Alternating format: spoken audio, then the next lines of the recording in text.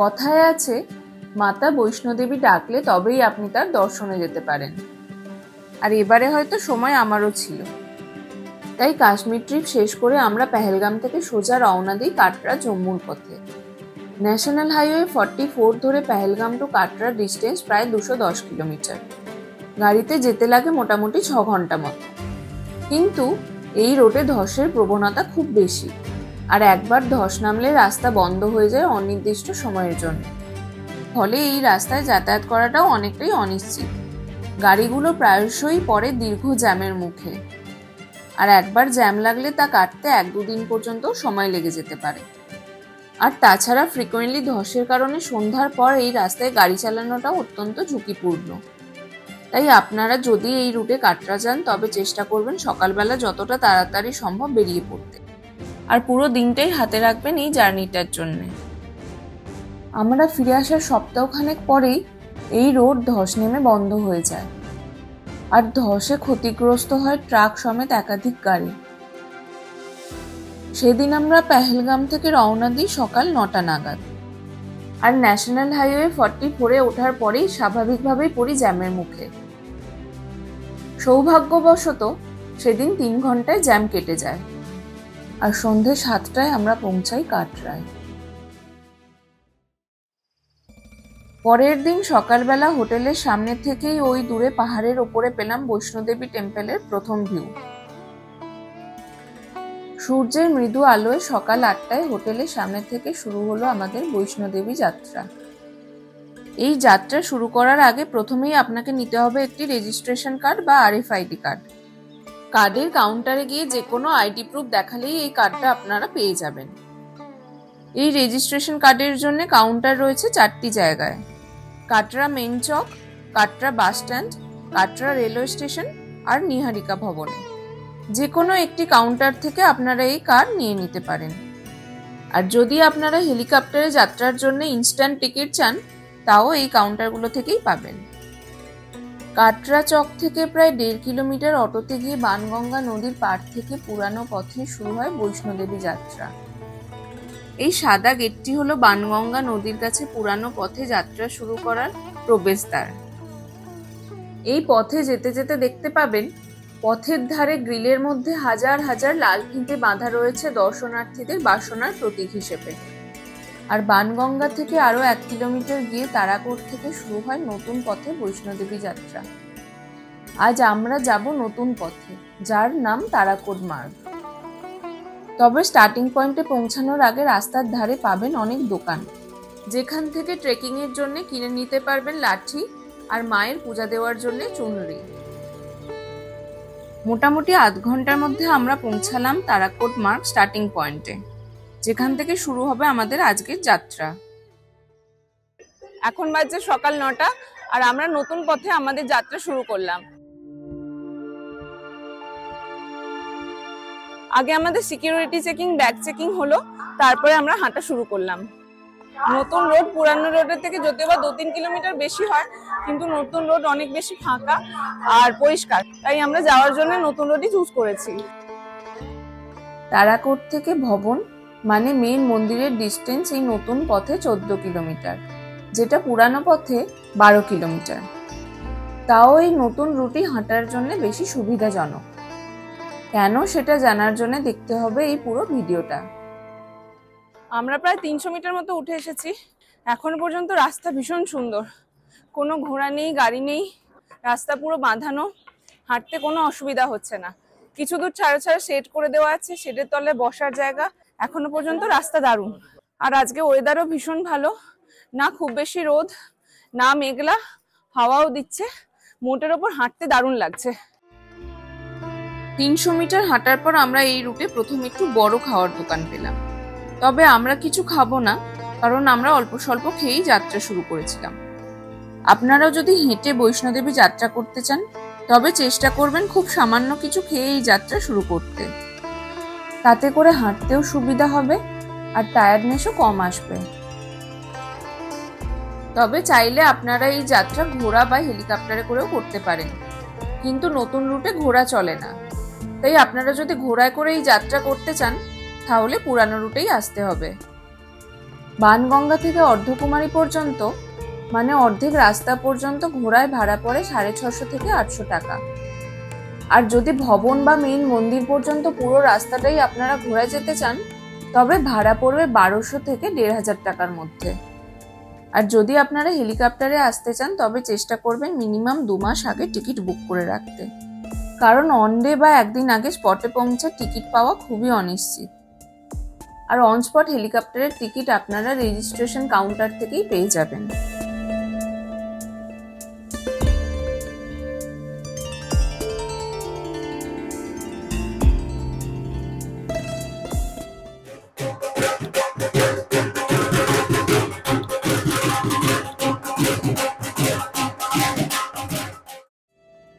এই রুট কনস্ট্রাকশনের জন্য অ্যাপ্রুভাল পেয়েছিল 2011-তে আর ইনগরেট হয় ঠিক 7 বছর পরে মানে 2018-তে। প্রথম কয়েক বছর দর্শনার্থীরা এই রাস্তার ব্যাপারে খুব একটা জানতেন না, তাই এই রাস্তা প্রায় ফাঁকাই থাকতো। কিন্তু লাস্ট 2-3 বছরে এই রুটে দর্শনার্থীর সংখ্যা অনেকটা বেড়ে গিয়েছে। এই নতুন রুট তারাকোট থেকে 7 কিলোমিটার পরে অর্ধকুমারীতে মেশে, তারপর সেখান থেকে হিমকোটি মার্গ হয়ে 5.5 কিলোমিটার পরে কানেক্ট করে ভবন বা মেইন মন্দিরকে। ইতিমধ্যে হেঁটে ফেলেছে প্রায় 2 কিলোমিটার পথ, আর 2 কিলোমিটার পরেই রয়েছে এই লঙ্গরখানা, যেখানে চাইলে কিছু খেয়ে নিতে পারেন। তবে এই লঙ্গরখানায় কিন্তু বেশ ভিড় থাকে, তাই এখানে খেতে গেলে বেশ কিছুটা সময় লেগে যেতে পারে।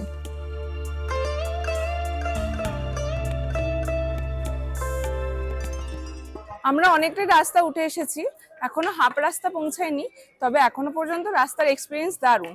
রাস্তার ব্যাপারে আমরা অনেককেই জিজ্ঞাসা করেছি, অনেকের মতে এই রাস্তা বেশি ভালো, কারণ এখানে ঘোড়া নেই, গাড়ি নেই, ভিড়ভাট্টা অনেক কম। আবার অনেকের মতে পুরানো রাস্তা বেশি ভালো, কারণ সেখানে ডিস্টেন্স অনেক কম। তবে আমাদের কাছে এখনো পর্যন্ত এই রাস্তা দারুণ লেগেছে। পুরো রাস্তাটাই প্রায় শেডেড, হাওয়া চলছে, ভীষণ পরিষ্কার রাস্তা, ভিড়ভাট্টা নেই, অসাধারণ এক্সপিরিয়েন্স। আর কিছু দূর ছাড়াছাড়ি ওয়াশরুম আছে, ওয়াশরুমের কোনো অসুবিধা নেই।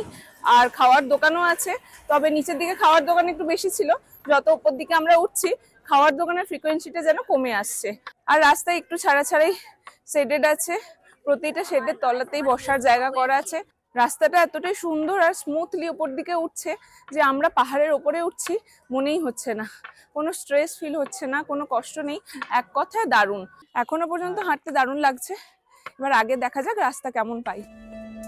যারা এর আগে পুরানো রাস্তায় বৈষ্ণোদেবী দর্শন করেছেন এমন বেশ কিছু দর্শনার্থীর সাথে কথা বলে জানতে পারলাম, পুরনো রাস্তায় দূরত্ব অনেকটা কম হলেও রাস্তাটা খুবই অপরিষ্কার। পুরানো রাস্তার কোনো অভিজ্ঞতা আমার নেই, কিন্তু এই নতুন রাস্তাটা সত্যিই অসাধারণ। আর মাঝে মাঝে এই সিঁড়িগুলো নিলে ডিস্টেন্স কিছুটা কমে যাবে, কিন্তু সেই রুট কেমন হবে তার কোনো আইডিয়া আমার নেই। রাস্তাটা এতটাই স্মুথলি ওপরে উঠেছে যে খুব শারীরিক সমস্যা না থাকলে যে কোনো বয়সের মানুষ খুব সহজেই এই রাস্তা দিয়ে উঠতে পারবেন। আর এছাড়া প্রায় পুরো রাস্তা জুড়েই শেড, বসার জায়গা, কিছু দূর ছাড়া ছাড়া ড্রিঙ্কিং ওয়াটার, ফুড শপ আর ওয়াশরুমের ব্যবস্থা তো আছেই। তবে এই রাস্তায় খাওয়ার দোকান বলতে শুধু কিন্তু ছোট ছোট স্টল না, পাবেন ম্যাকডোনাল্ডসের মতো ইন্টারন্যাশনাল ব্র্যান্ডও, কিন্তু সবই ভেজ। শুধু এই বৈষ্ণোদেবী যাত্রাতেই না, পুরো কাটরা শহরের কোথাওই ননভেজের খুব একটা অপশনস আপনারা পাবেন না। এই রাস্তায় কিছু দূর ছাড়াছাড়াই রয়েছে একটা করে ট্র্যাশ বিন, তাই আপনাদের সকলের কাছে অনুরোধ, যদি আপনারা এই রুটে আসেন তবে গার্বেজ ফেলার জন্য বিনগুলো ইউজ করুন। একটাই জিনিস যেটা আমরা এই রুটে মিসিং পেলাম সেটা হলো ডিস্টেন্স বোর্ড। কতটা দূরত্ব এসেছি আর কতটা বাকি আছে সেটা কোথাও লেখা নেই, কিন্তু তা ক্যালকুলেট করার জন্য আমরা নিজেরাই একটা উপায় বার করে ফেললাম। শুরু থেকেই 10 মিটার ছাড়া ছাড়া রয়েছে এরকম একটা করে লাইট স্ট্যান্ড, আর 1 থেকে শুরু করে প্রতিটা স্ট্যান্ডেই নাম্বারিং করা আছে। এই নাম্বার দেখেই আমরা ক্যালকুলেট করে ফেললাম কতটা সময় কতটা ডিস্টেন্স আমরা কভার করে এসেছি, আর টোটাল কতটা ডিস্টেন্স তা তো জানাই ছিল। তাই আর কতটা বাকি আছে আর তা যেতে কতটা সময় লাগবে তাও মোটামুটি ক্যালকুলেট করে ফেললাম। রাস্তার প্রথম 300-400 মিটার উঠে আসার পর থেকেই যাত্রাপথ জুড়ে দেখতে পাবেন অসংখ্য বাঁদর আর হনুমান। তাদের খেলা পুরো পথটাকে যেন প্রাণবন্ত করে তোলে।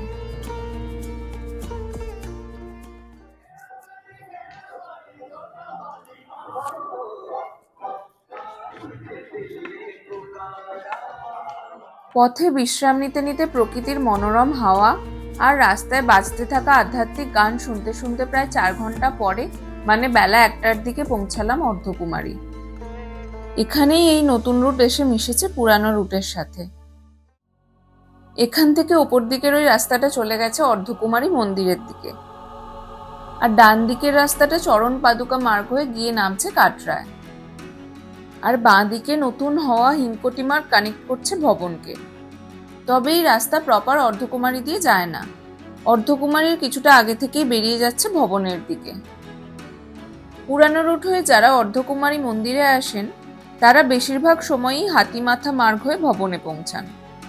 অর্ধকুমারী থেকে হিমকোটি হয়ে ভবনের দূরত্ব প্রায় 5.5 কিলোমিটার, আর হাতিমাথা হয়ে ভবনের দূরত্ব প্রায় 6.5 কিলোমিটার। তাই এক্সট্রা দূরত্ব এড়াতে অনেকেই অর্ধকুমারীর পরে হিমকোটি হয়ে নতুন রুটটা ধরেন, আর সেই কারণেই অর্ধকুমারীর পরে এই রুটে ভিড় অনেকটা বেড়ে যায়।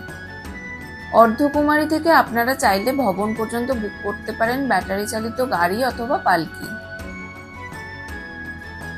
তাই অনেকে অর্ধকুমারী পর্যন্ত ঘোরাতে এসে বাকি রাস্তাটা ব্যাটারি চালিত গাড়ি অথবা পালকিতে করে যান। ব্যাটারি গাড়ির ভাড়া পড়ে 450 টাকা। তবে লম্বা লাইনের কারণে গাড়ির টিকিট পেতে 1.5 থেকে 2 ঘন্টা মতো সময় লেগে যায়। আর পালকির ভাড়া যাত্রীর ওজন আর রাস্তা অনুযায়ী 1500 থেকে 2500 টাকার মধ্যে ভ্যারি করে। পালকিতে বয়ে নিয়ে যাওয়ার দৃশ্য খুবই কষ্টদায়ক হলেও বহনকারীদের জন্য হয়তো এটাই জীবিকা নির্বাহের একমাত্র উপায়। এত উঁচুতে ওঠার পর নিচে ফেলে আসা পথটা দেখে মনটা যেন পরিতৃপ্ত হয়ে উঠল।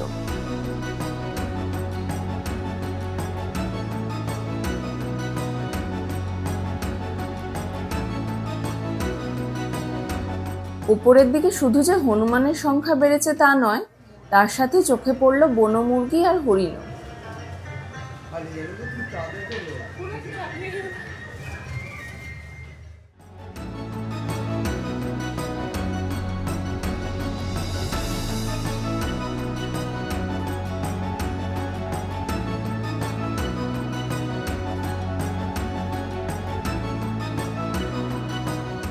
চলতে চলতে আমরা উঠে এসেছি প্রায় 12.5 কিলোমিটার। ভবনের ঠিক 1.5 কিলোমিটার আগে এখানেই রয়েছে হেলিপ্যাডে যাওয়ার রাস্তা। এরপর আরো 45 মিনিট ধরে চললো আমাদের সফর, আর দীর্ঘ 7 ঘন্টা ধরে চলার পর অবশেষে বিকেল 4টের সময় আমরা পৌঁছালাম ভবনে। আর বৈষ্ণোদেবী মন্দিরকে প্রথমবার দেখলাম একদম কাছ থেকে। ভবনে ঢোকার আগেই চোখে পড়লো এখান থেকে ভৈরবনাথের মন্দিরে যাওয়ার জন্য রোপওয়ে। তারপরেই সামনে দেখে আমরা অবাক হলাম, দেখলাম চারিপাশে চলছে ফুলের সাজসজ্জা। ব্যস্ত কারিগরদের সাথে কথা বলে জানতে পারলাম নবরাত্রির পূজার জন্য এই প্রস্তুতি। রং বেরঙের ফুলের সাজে চারিদিকটা দেখতে অপূর্ব লাগছিল।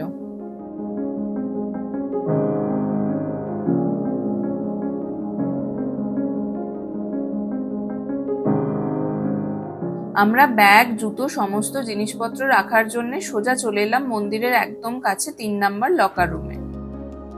1 আর 2 নাম্বার লকার রুম মন্দির থেকে বেশ কিছুটা দূরে, আর ভিড়ও বেশি। তাই চেষ্টা করবেন 3 নাম্বার লকার রুম অথবা স্মার্ট লকার ব্যবহার করতে।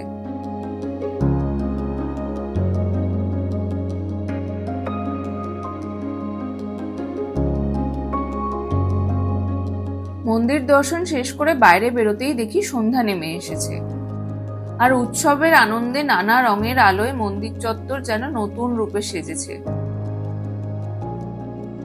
লোকে বলেন বৈষ্ণোদেবী দর্শনের পর ভৈরবনাথের মন্দিরে না গেলে যাত্রা নাকি সম্পূর্ণ হয় না। তবে আমাদের আর সেদিন ভৈরবনাথ যাওয়া হয়নি। তাই আমরা গেটের সামনে দাঁড়িয়ে বেশ কিছুক্ষণ মন্দিরের আলোকসজ্জা উপভোগ করলাম, আর তারপর সন্ধ্যা 6:30টায় নিচে নামতে শুরু করলাম। সকাল এবং সন্ধ্যা দুই সময়ই 6টা থেকে 8টা পর্যন্ত বৈষ্ণোদেবীর মন্দিরে চলে আরতি, তাই সেই সময় মন্দির বন্ধ থাকে। বাকি সব সময় দর্শনার্থীদের জন্য মন্দির খোলা থাকে। তাই চেষ্টা করবেন এমনভাবে এই ট্রেক প্ল্যান করতে যাতে আরতির সময় মন্দিরে না পৌঁছান, নইলে আরতি শেষ না হওয়া পর্যন্ত লাইনে অপেক্ষা করতে হবে।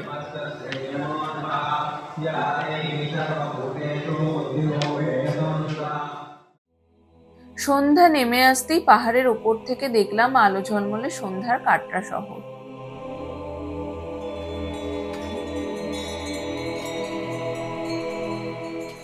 আমাদের খুব তাড়াতাড়ি এবং খুব ভালোভাবে মায়ের দর্শন হলো। মায়ের দর্শন শেষ করে আমরা রাতের মন্দিরটাকে একটু দেখলাম। ওপর থেকে বিভিন্ন রকমের লাইটে মন্দিরটা দেখতে লাগছিল অসাধারণ। মন্দির ছেড়ে এখন আমরা নেমে এসেছি প্রায় 4 কিলোমিটার, আর 2 কিলোমিটার পরে অর্ধকুমারী। আমরা ভেবেছিলাম ফেরার পথে অর্ধকুমারী দর্শন করে ফিরব, কিন্তু হাতে সময় অনেকটাই কম। এখন সন্ধ্যে 1টা বেজে গেছে, হাঁটার মতো আর রাস্তা নেই। এবার আমরা নিচে নেমে যাব।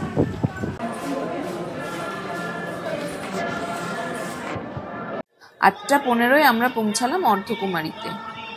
আপনারা যদি অর্ধকুমারীতে পূজা দিতে চান তবে একদিন অর্ধকুমারীতে স্টে করতে হবে, তাই হাতে সেরকম সময় নিয়েই আসবেন। আমাদের যেহেতু অর্ধকুমারীতে পূজা দেওয়ার কোনো প্ল্যান নেই, তাই আমরা নিচে নেমে যাব। আমাদের অটো আমাদেরকে তারাকোট মার্গের স্টার্টিং পয়েন্টেই আনতে আসবে, তাই আবার সেই একই রুটেই আমরা নামলাম। কিন্তু আপনারা সময় কমাতে চাইলে অর্ধকুমারী থেকে চরণ পাদুকা মার্গ হয়ে কাটরা যাওয়ার রুটটা নিতে পারেন। রাতের দিকে এই নতুন রুটের প্রথম 7 কিলোমিটার খুবই ফাঁকা হয়ে যায়, আর সেই ফাঁকা রাস্তা দিয়ে কিছুটা বোর হয়ে হাঁটতে হাঁটতেই রাত 10:30টায় আমরা নিচে পৌঁছালাম। তবে বৈষ্ণোদেবী যাত্রা শেষ করে মনের মধ্যে যে শান্তি আর আনন্দ কাজ করলো তা একেবারেই অন্যরকম। আমার আজকের ভিডিও যদি কোনোভাবে আপনাদের হেল্প করে থাকে তবে ভিডিওতে অবশ্যই একটা লাইক করে কমেন্ট সেকশনে আপনার মতামতটা জানাবেন। আজ তবে এই পর্যন্তই। আমার জম্মু কাশ্মীর সিরিজ এখানেই শেষ হলো। পরের দিন আবার ফিরে আসবো নতুন কোনো গল্প, নতুন কোনো অভিজ্ঞতা নিয়ে। আজকের মতো বাই।